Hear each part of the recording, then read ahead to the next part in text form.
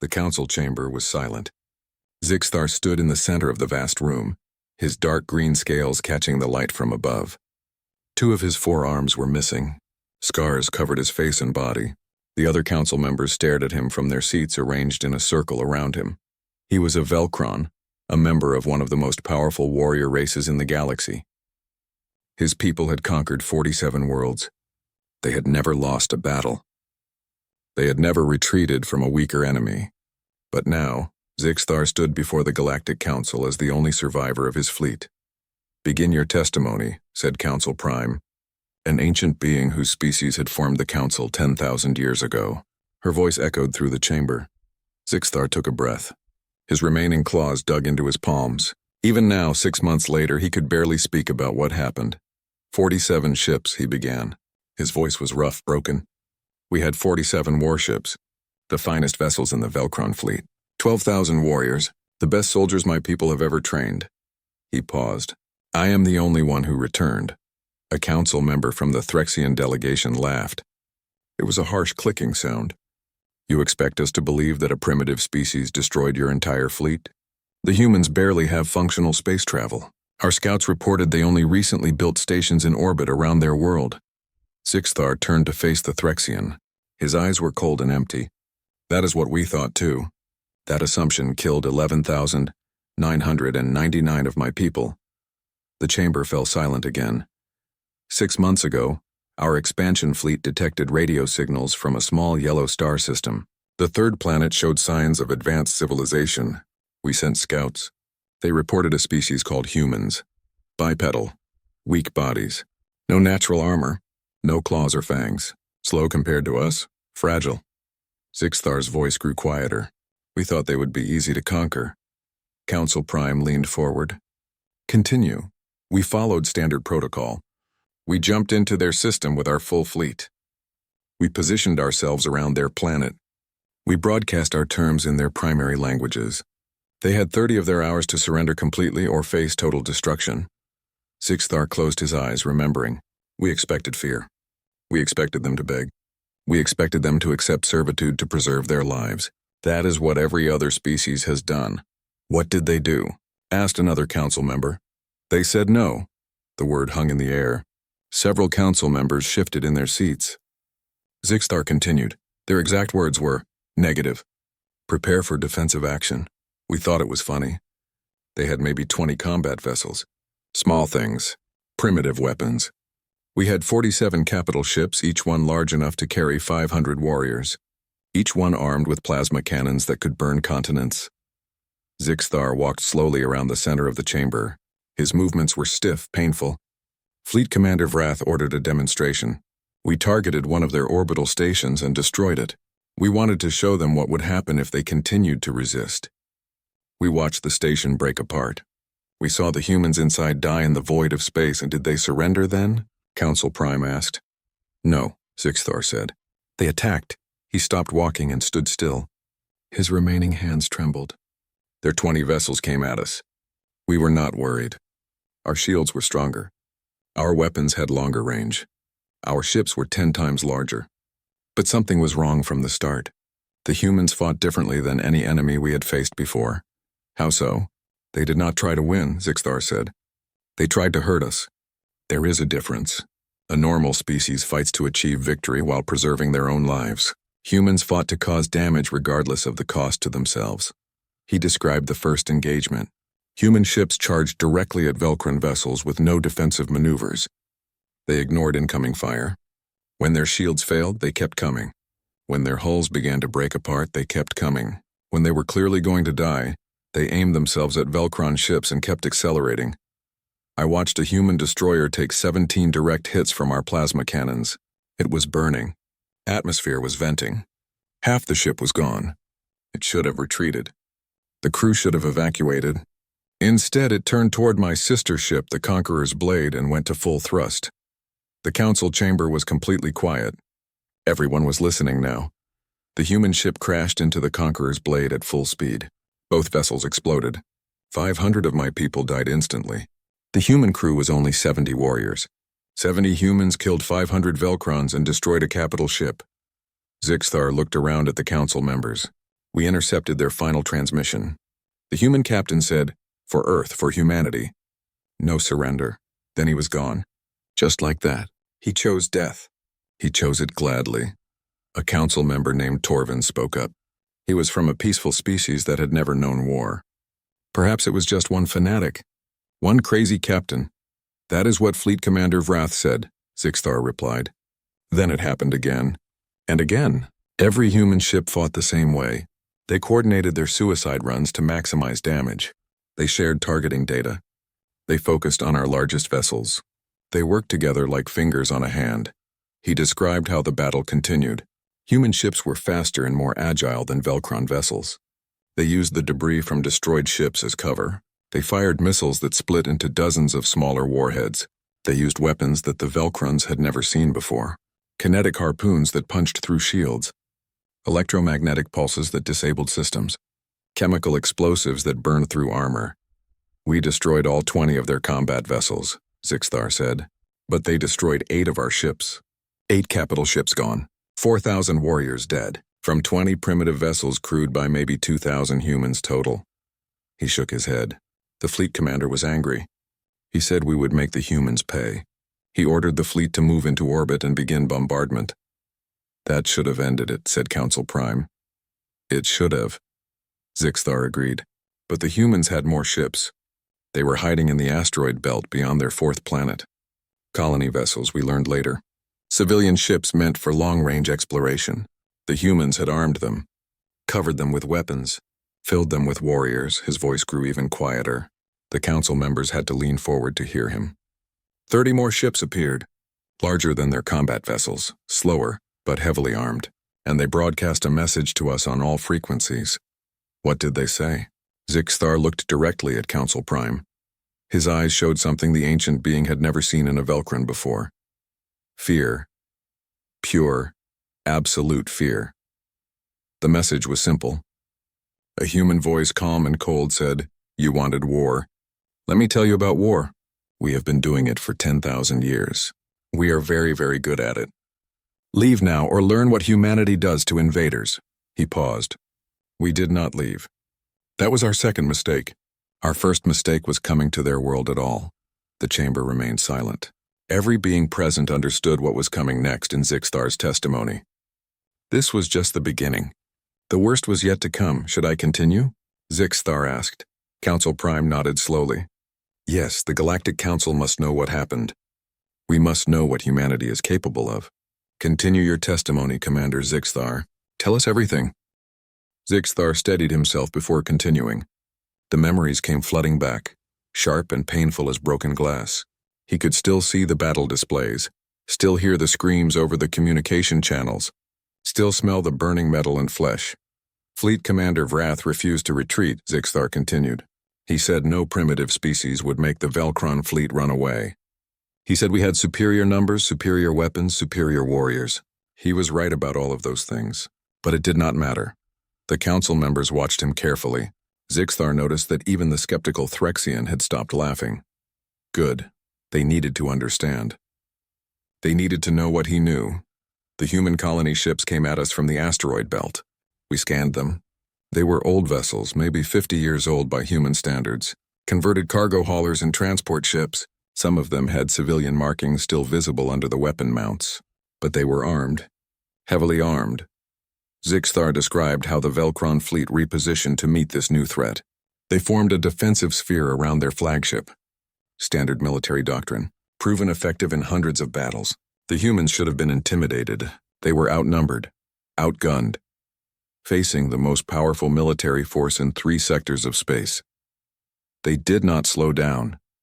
Zixthar said, they did not hesitate. They came straight at us, and they were broadcasting on all channels. What were they broadcasting? Asked Council Prime. Music, Zixthar said.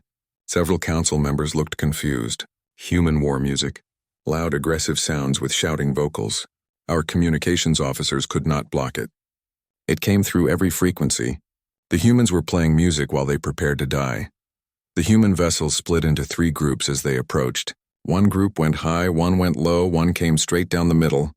Classic pincer movement, Zixthar explained. Nothing fancy, nothing new.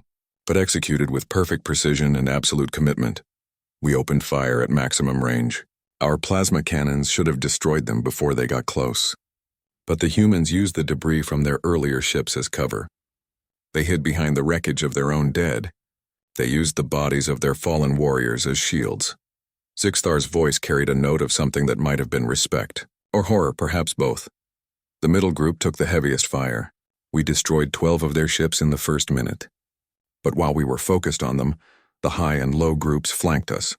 They came in from angles our point defense systems could not cover effectively, and they were not trying to win a traditional battle. They were trying to cripple us. He described how the human vessels targeted specific systems. They did not waste fire on heavily armored sections. They went after shield generators, weapon arrays, engine clusters, communication towers. The humans had studied Velcron ship design during the first engagement. They had identified weaknesses. They exploited them. One human ship, a converted ore hauler, crashed into our flagship's main cannon. The impact destroyed the cannon and killed everyone in that section. 200 warriors gone. But more importantly, our heaviest weapon was offline. Fleet Commander Vrath had raged over the command channel. How could primitives fight like this? How could they be so coordinated? How could they be so willing to die? Our intelligence officer found the answer, Zixthar said. She hacked into the human communication network. What she found terrified her. The humans were not just soldiers following orders. They were volunteers. Every single one of them had chosen to be there. They had families back on their planet, children, loved ones, and they chose to die to protect them. The council chamber was silent except for Zixthar's voice. He told them about the human transmissions his people had intercepted. Messages from human warriors to their families, final goodbyes, promises to make the sacrifice count, expressions of love and hope that their deaths would buy time for others to escape or prepare. One message has stayed with me, Zixthar said quietly.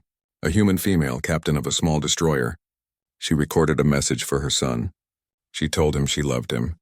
She told him to be brave.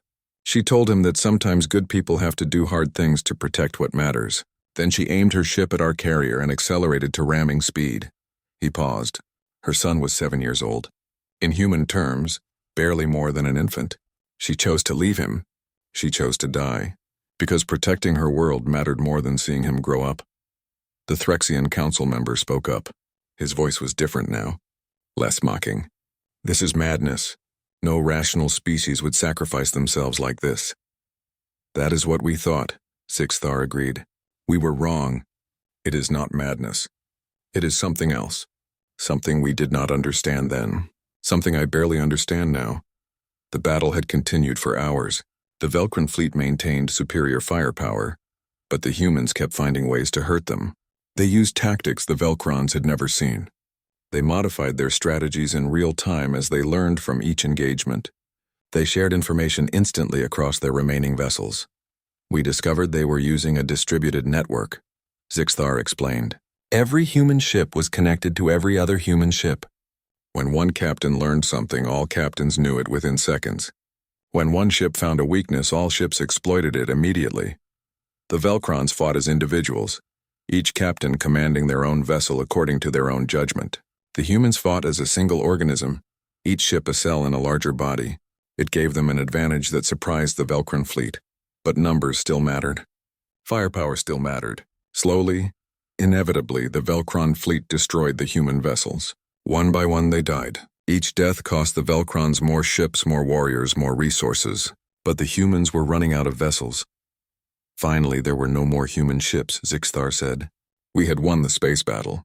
We lost 19 ships, 7,000 warriors. But we won. Fleet Commander Vrath was pleased. He said the humans had fought well for primitives, but they were finished. We would land our troops and take the planet. The humans would surrender or die. Zixthar looked around at the council members. We were so stupid, so blind. We thought winning in space meant we had won. We did not understand what was waiting for us on the surface. We did not understand that humans do not surrender. Ever. He described how the Velcron fleet moved into orbit around Earth. They prepared for a ground assault. Troop carriers moved into position. Drop pods were loaded with warriors. The standard invasion protocol called for landing in 5 major population centers simultaneously. Overwhelming force. Quick subjugation. Minimal resistance. We sent demands to the human governments, Zixthar said. We told them their military was destroyed. We told them resistance was futile. We told them to surrender immediately or face orbital bombardment of their cities. What did they say? Asked Council Prime. Zixthar's voice became very quiet. They said to come and take it. The first drop pods launched toward the planet's surface. Thousands of Velcron warriors descended through the atmosphere. They were equipped with the best armor, the best weapons, the best training. Each Velcron warrior was worth 10 soldiers of any other species in personal combat. They had natural armor plating, enhanced strength, accelerated healing. They were perfect warriors. We thought we would crush them, Zixthar said. We thought the ground war would last maybe a day or two before the humans gave up. We were wrong. So very, very wrong. He stopped speaking. The silence stretched out. Council Prime waited patiently. Finally, Zixthar found his voice again. The humans were waiting for us, he said. They knew we were coming. They had prepared. Every landing zone was a trap. Every street was a killing ground. Every building was a fortress. And every human was a warrior. His remaining hands clenched into fists. Fleet Commander Vrath sent me down with the second wave. He wanted experienced officers on the ground to take command after the initial landing secured the areas. I took a shuttle down to what humans call New York. A massive city. Millions of inhabitants. When I arrived, half of my warriors were already dead.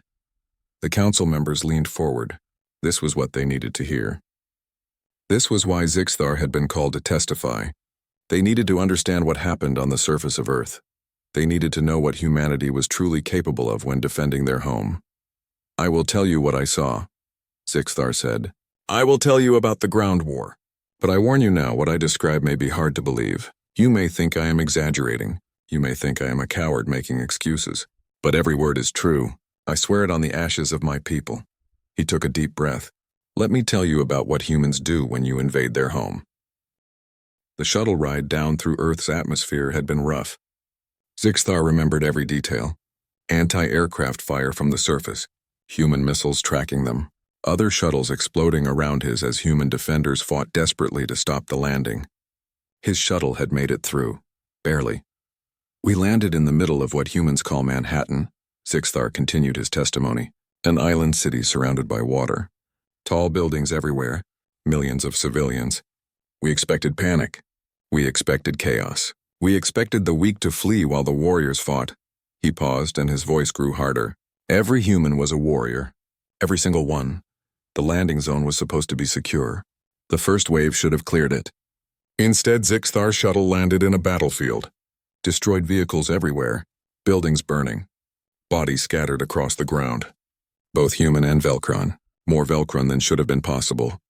I stepped out of the shuttle and immediately came under fire, Zixthar said. Not from soldiers. From civilians. An elderly human male, maybe 70 years old, was shooting at us from a window with a primitive firearm. We returned fire and killed him. Then another human started shooting from a different building. Then another. Then another. The Velcron warriors had training for urban combat. They knew how to clear buildings, how to suppress resistance, how to minimize casualties while securing territory. But the humans did not follow any logical pattern. They did not hold defensive positions. They did not try to win. They just tried to kill as many Velcrons as possible before dying themselves. We moved deeper into the city, Zixthar described. Every street was a nightmare. Humans attacked from windows, from rooftops, from underground tunnels. They used guns, explosives, vehicles, even hand weapons. Some just threw objects from buildings, trying to hurt us however they could. The Velcron warriors were stronger, tougher, better armed. They killed humans by the hundreds. But the humans kept coming. For everyone that fell, another appeared. They did not run. They did not hide. They fought until they died, then others took their place. I saw a human female, maybe 30 years old, charge 3 of my warriors with a knife. Zixthar said, "Just a knife." She knew she would die. She did it anyway. She killed one of my people before the others cut her down. A knife against armored warriors with plasma rifles. And she killed one of us. He described advancing through the city block by block. Every building had to be cleared. Every room could hide an enemy. Humans used the terrain perfectly. They knew every alley, every sewer tunnel, every rooftop. They struck from unexpected angles and disappeared before the Velcrons could respond effectively. We reached a large building. What humans call a school, Zixthar said.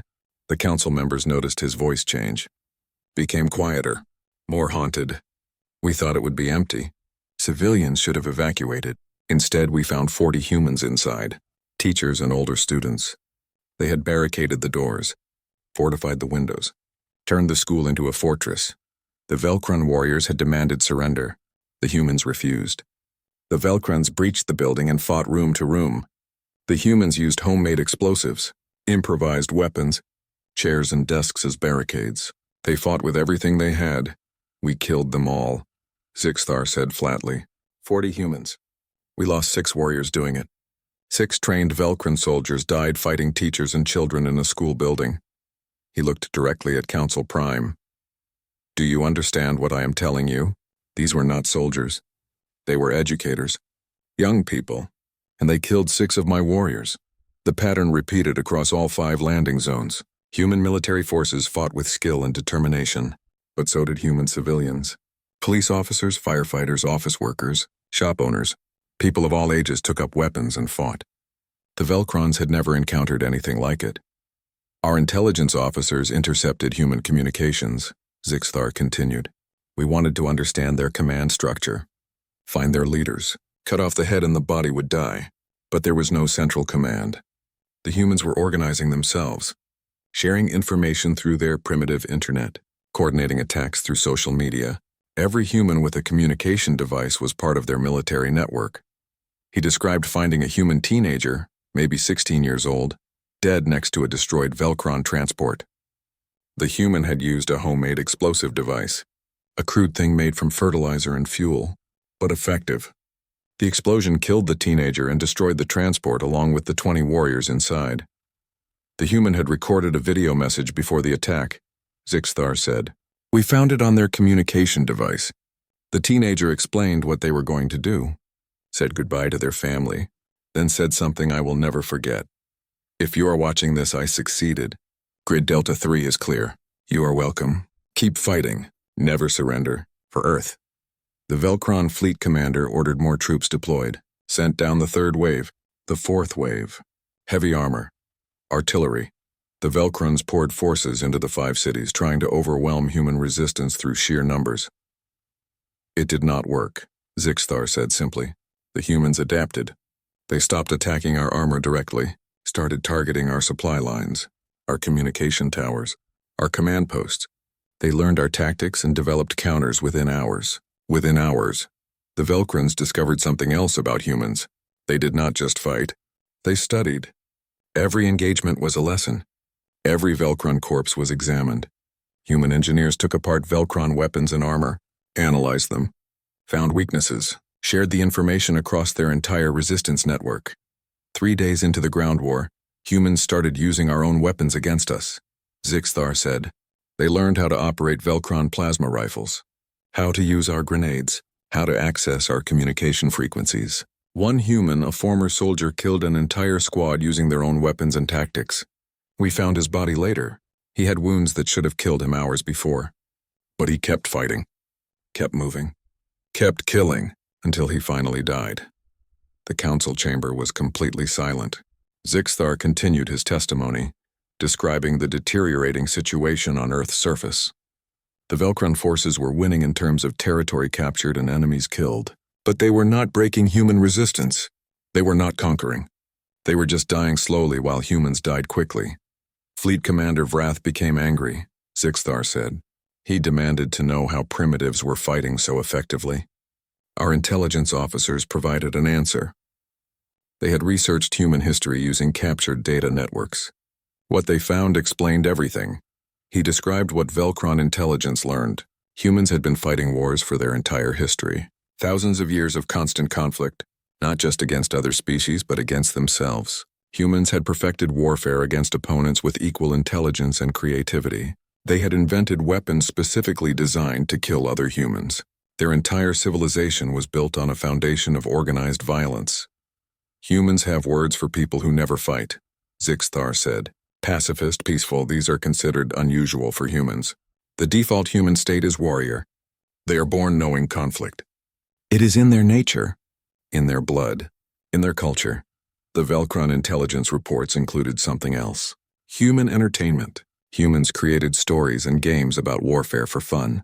They taught their children about historical battles. They celebrated warriors and heroes who fought against overwhelming odds.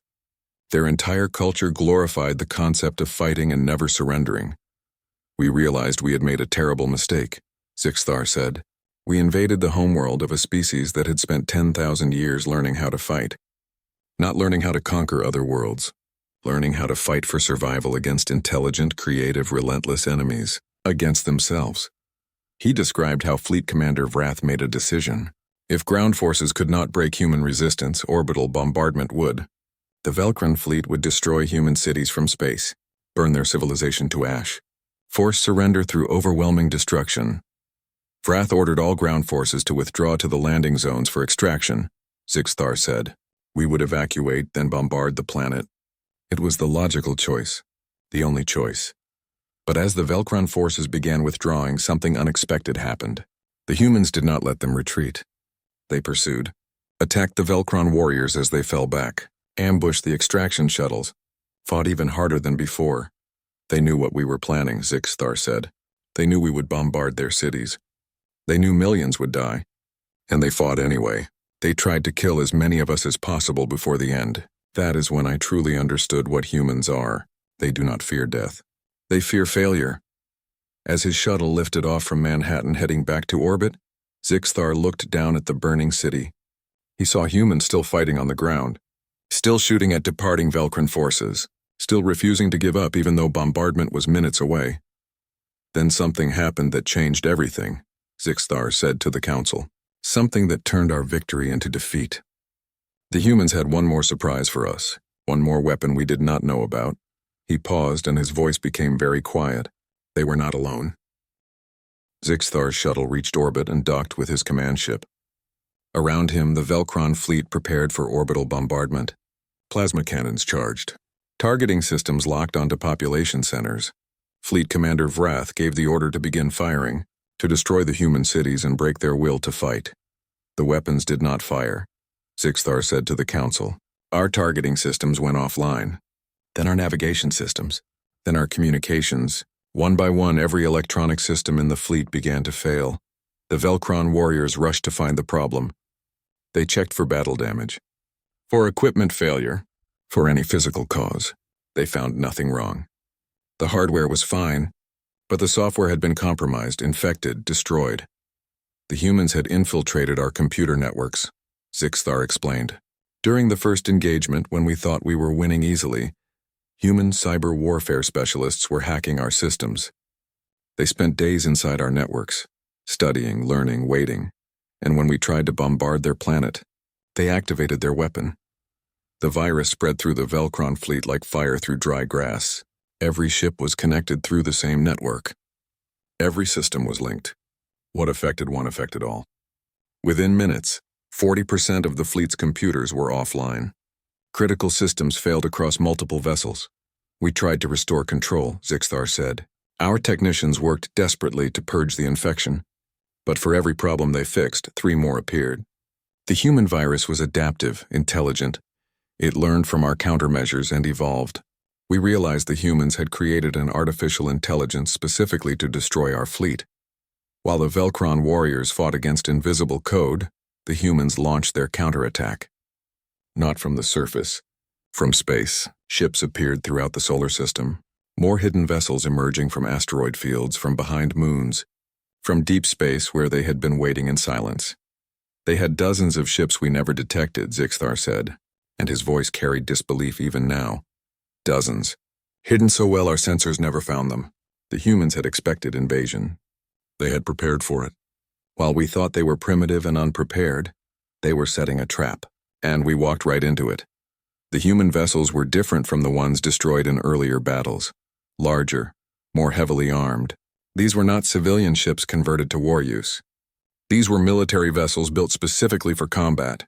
The humans had been building them in secret, hidden throughout their solar system, waiting for the moment they would be needed. They came at us while our systems were compromised, Zixthar continued. We could not target them effectively. Our point defense was offline. Our shields were flickering. And the humans exploited every weakness. He described the battle that followed. Human ships working in perfect coordination, targeting disabled Velcron vessels, using missiles and kinetic weapons that did not require sophisticated guidance systems, simply pointing and firing at close range where they could not miss. They boarded us, Zixthar said, and several council members made sounds of surprise. Boarding actions were rare in space combat. Too dangerous, too difficult. Most species avoided them. Human marines in armored suits cut through our hulls and entered our ships. They fought us room by room, corridor by corridor, and they were effective. Velcron warriors were superior in physical combat, stronger, faster, better natural weapons. In a fair fight, one Velcron could defeat 3 human soldiers. But the humans did not fight fair. They used tactics that seemed insane, sacrificial, suicidal. Human boarding teams would split up, Zixthar explained. One group would attack from the front, drawing our attention, making noise, being obvious. While we focused on them, other humans would circle around, attack from behind, or from above or below. They used their deaths as distractions. He described watching security footage from one of the ships that was boarded. A human soldier, clearly wounded, limping, bleeding, charged at a group of Velcron warriors. The Velcrons killed the human easily, but while they were focused on that one soldier, 3 more humans appeared from a different corridor and killed the Velcrons from behind. They traded their lives for tactical advantages, Zixthar said. One human life to create an opening for others. Over and over. They calculated the mathematics of death and accepted it. I have never seen anything like it. No species fights this way. No species should be willing to fight this way. But the most disturbing thing was what happened when Velcrons captured human marines alive. The Velcrons tried to interrogate them, learn about human tactics and plans. The humans refused to talk. They gave only their name and rank. Even under torture, they revealed nothing useful. One human we captured was missing an arm, Zixthar said. Lost it in combat. He was bleeding severely, would die soon without medical help. We offered to treat his wounds if he gave us information. He looked at us and laughed. Said, "You are going to lose this war, and when you do, my people will hunt you across the galaxy. Sleep well, alien. We are coming for you." Then he died. The human counterattack was devastating. Velcron ships that could still maneuver tried to form defensive positions, but their coordination was broken. Their communications were compromised. Ships that tried to help each other were targeted by human vessels that seemed to predict every move. We realized the humans were still inside our computer networks, Zixthar explained. They could see everything. Our sensors, our communications, our tactical displays. They knew what we were going to do before we did it. We were fighting blind while they had perfect information. Fleet Commander Vrath ordered the remaining ships to retreat, to withdraw from Earth space and regroup, but the humans pursued them, followed them as they fled, attacked them every time they stopped to make repairs. The Velcrons could not shake them off, could not escape, could not even rest. We lost ships one by one, Zixthar said. Human vessels would appear, attack, disappear, appear somewhere else. Attack again. They were hunting us. We were no longer the predators. We were the prey. The Velcron fleet split up, trying to divide human forces. Some ships went toward their home system. Others scattered in different directions. The humans could not chase all of them, but they did not need to. They had already won. My ship, the Dark Talon, made it to the edge of Earth's solar system, Zixthar continued. We prepared to jump to faster-than-light speed to escape. 7 ships total from the original 47. 7 survivors out of the greatest fleet my people had ever assembled. Before they jumped, the humans sent a final message. It came through all frequencies, all channels. Impossible to block or ignore. Zixthar's voice became very quiet as he repeated the words he had heard that day. This is Earth United Space Command. You came to our home. You attacked our people. You killed our families. We have your technology now. We have your coordinates. We know where you came from. Consider this a warning to your people and to anyone else who watches this message. Humanity is no longer confined to Earth. We are coming to the stars. We seek peace with those who offer peace. But to those who threaten us, to those who attack us, we promise this: we will find you. We will remember. And we will make you regret the day you learned our name. This message will be repeated in all known languages. Tell everyone. Tell the galaxy. Humanity is here, and we do not forgive those who harm our families. Zixthar stopped speaking. The council chamber was silent. He looked around at the various species represented. All of them were predators in their own way. All of them had conquered other worlds. All of them thought they understood warfare, but now they were looking at him differently. With concern. With fear. My ship jumped to faster than light speed, Zixthar said. We escaped. 6 other Velcron ships did the same. We scattered in different directions, hoping at least some of us would make it home. I do not know if any of the others survived. I made it back to Velcron space after 3 months of running, 3 months of hiding, 3 months of wondering if humans were following me. He took a breath. When I arrived home, I learned that 2 other ships had made it back. Only 3 ships total from 47. 44 ships destroyed, 11,700 warriors dead, the greatest military disaster in Velcron history, all because we thought humans were primitive. We thought they would be easy to conquer. We thought wrong. Council Prime leaned forward. And what have the humans done since then? Have they pursued your people? Have they attacked Velcron space? No, Zixthar said. They sent ambassadors instead. The council chamber erupted in surprised voices. Of all the things they expected to hear, that was not one of them. Zixthar waited for silence, then continued.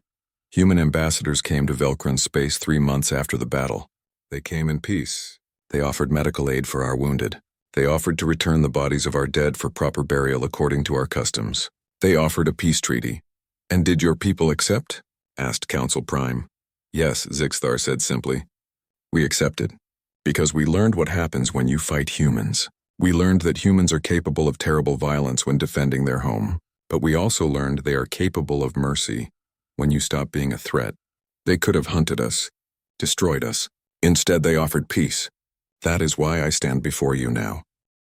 The council chamber remained silent for a long moment after Zixthar finished speaking. The various species represented looked at each other with uncertain expressions. Finally, the Threxian delegate spoke up. His earlier mockery was gone, replaced with something harder to define.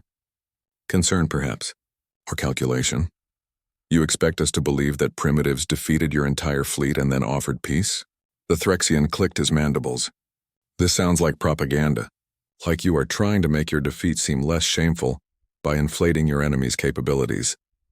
Zixthar turned to face the Threxian directly, his remaining hands clenched into fists. I have provided complete sensor logs from my ship, battle recordings, communication intercepts, medical records of my wounded warriors, evidence of the human cyber weapon that infected our systems, data files showing human ship designs and capabilities. Everything is in the official record. Review it yourself if you doubt my words. Council Prime raised one hand for silence. We will review all evidence, Commander Zixthar. But I must ask, why did the humans offer peace if they were winning? That seems unusual. Most species press their advantages. I asked them that question, Zixthar replied. When their ambassadors came to Velcron space, I was part of the delegation that met them. I was the only surviving officer who fought at Earth. They wanted to speak with me directly. One of their ambassadors, a human female named Sarah Chen, explained their reasoning. He paused, remembering that conversation. Ambassador Chen said, "We did not want this war. You forced it on us. We fought because we had no choice. But we do not hate your species. We hate what you tried to do. There is a difference. If you are willing to coexist peacefully, we are willing to forgive. If not, we are willing to finish what you started." Those were her exact words. Council Prime considered this. And your people accepted this offer? We did, Zixthar confirmed. Because we realized the truth. Humans are not mindless killing machines. They are strategic. They understand that peace is preferable to endless war, but they are also completely willing to wage endless war if that is what survival requires. They gave us a choice. We chose wisely. Another council member spoke up. This one was from the Barathian Collective, a species known for their logical thinking and careful analysis. Commander Zixthar, you have described human capabilities in warfare, but what do we know about their technological level, their industrial capacity, their true threat potential beyond this one battle? Zixthar had been waiting for this question. That is why I am really here, to tell you what we learned after the battle, to show you what humans have been doing for the past 6 months. He activated a holographic display in the center of the chamber. Images appeared showing various star systems, dots representing ships and stations, data scrolling past in multiple languages. The council members leaned forward to study the information. This is human activity since the battle, Zixthar explained. After we left their system, they did not rest. They immediately began expanding. They reverse-engineered our faster-than-light technology from captured ships. Within 2 months, they had working FTL drives of their own design. Better than ours, actually. More efficient, faster. He pointed to different sections of the display. They sent exploration ships in all directions, mapping nearby systems, looking for resources, looking for habitable worlds, looking for other species. They have made first contact with 12 different civilizations in 6 months. 12. We have made contact with 8 species in 300 years of space. Travel.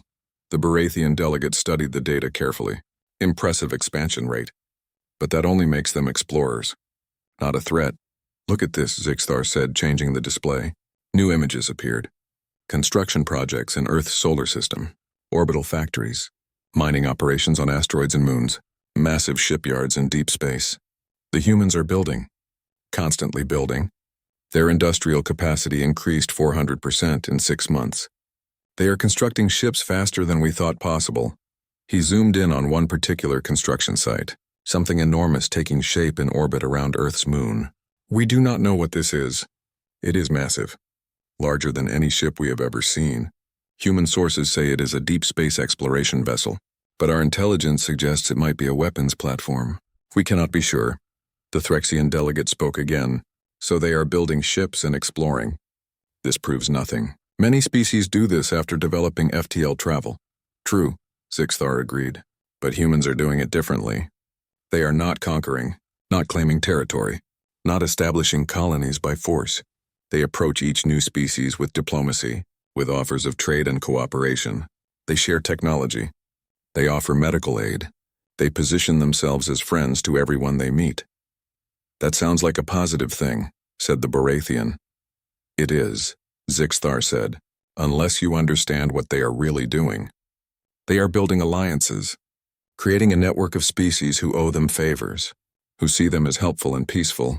They are making friends across the galaxy while simultaneously building the largest military fleet in this sector of space. They are preparing. Preparing for what? Asked Council Prime. Zixthar met her gaze. For whatever comes next. Humans learned a lesson from our attack. They learned they were unprepared. They learned they were vulnerable. They learned that other species saw them as weak and primitive. So they are fixing those problems. They are making sure no one ever threatens their home again. He changed the display again, this time showing military data, ship designs, weapon systems, training programs.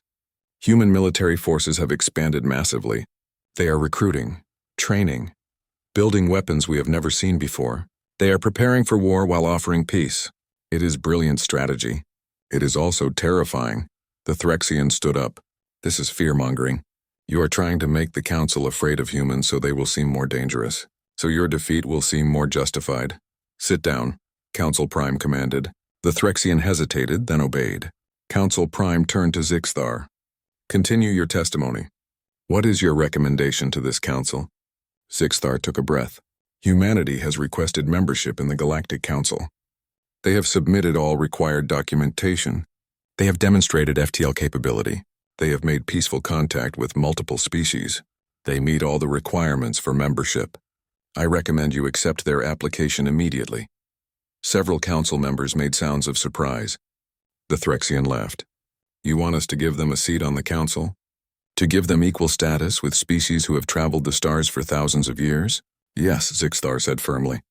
Because if you reject them, if you treat them as outsiders, if you make them feel threatened, you will create an enemy. And I promise you, humanity as an enemy is something you do not want. Accept them.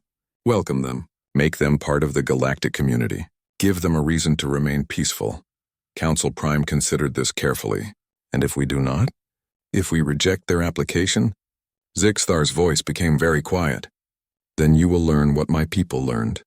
You will learn what happens when humans feel threatened. You will learn why their species survived 10,000 years of warfare against themselves. You will learn why they are the most dangerous species in the galaxy.